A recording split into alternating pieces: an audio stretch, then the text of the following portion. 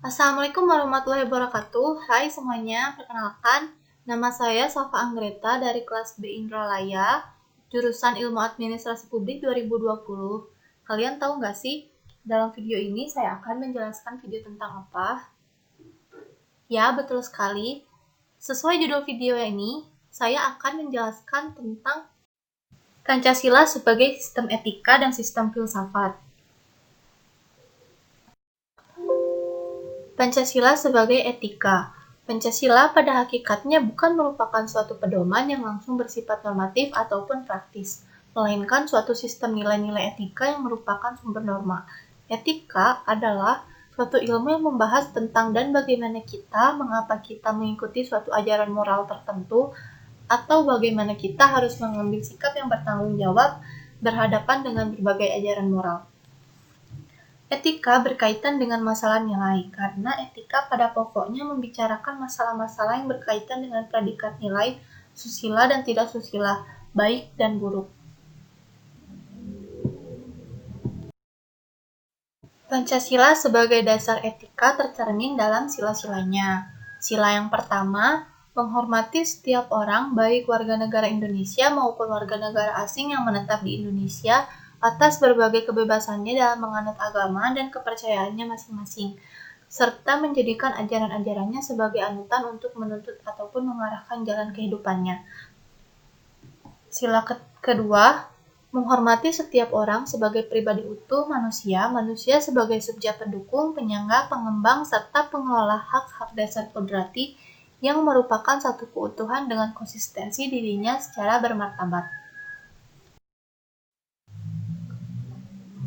Sila ketiga, bersikap dan bertindak adil dalam mengatasi segmentasi-segmentasi atau primordialisme sempit dengan jiwa dan semangat Bhinneka Tunggal Ika, bersatu dalam perbedaan dan berbeda dalam persatuan.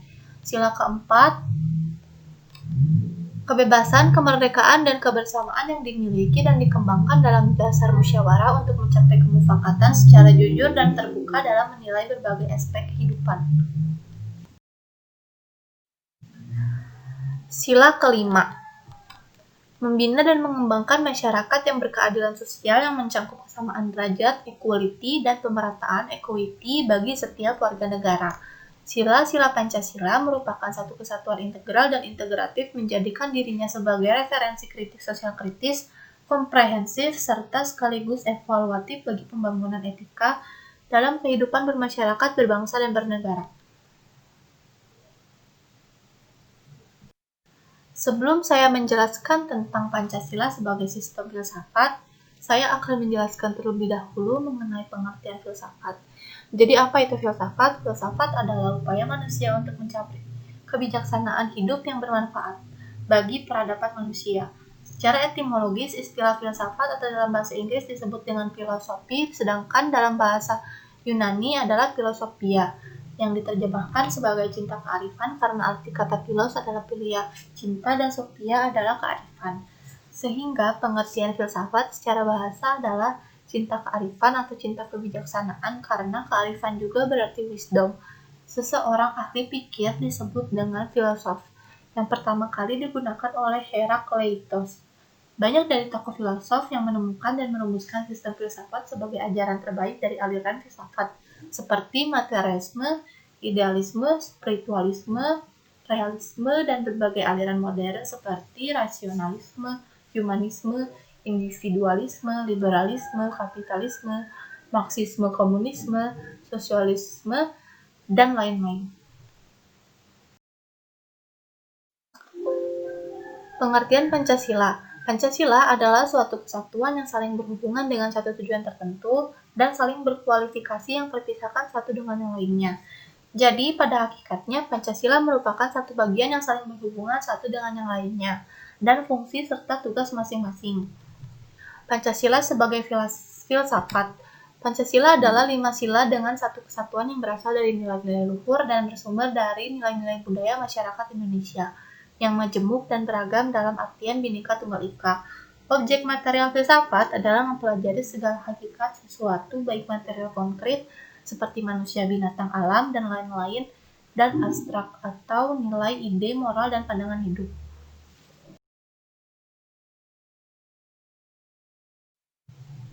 Pancasila sebagai sistem filsafat. Pancasila sebagai sistem filsafat adalah dasar mutlak dalam berpikir dan berkarya sesuai dengan pedoman di atas, tentunya dengan saling mengkaitkan antara sila yang satu dengan yang lainnya.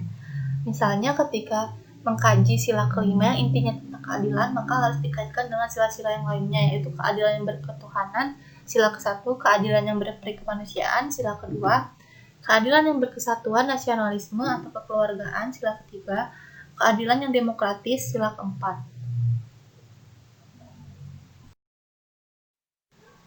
Filsafat Pancasila sebagai pandangan hidup bangsa Indonesia merupakan kenyataan objektif yang hidup dan berkembang dalam masyarakat. Pancasila memberi petunjuk mencapai kesejahteraan bagi seluruh rakyat Indonesia tanpa dengan membedakan suku atau ras.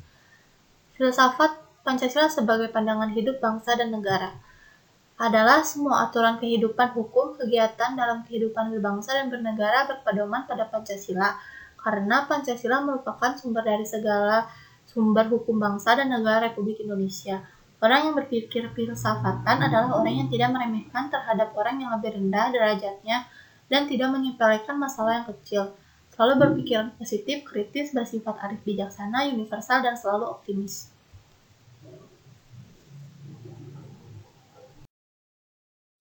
Pancasila merupakan nilai-nilai yang sesuai dengan hati nurani bangsa Indonesia karena Pancasila bersumber dari kepribadian bangsa, sehingga dalam perjalanannya akan selaras dengan nilai-nilai Pancasila. Sekian yang dapat saya sampaikan, saya akhiri. Wassalamualaikum warahmatullahi wabarakatuh.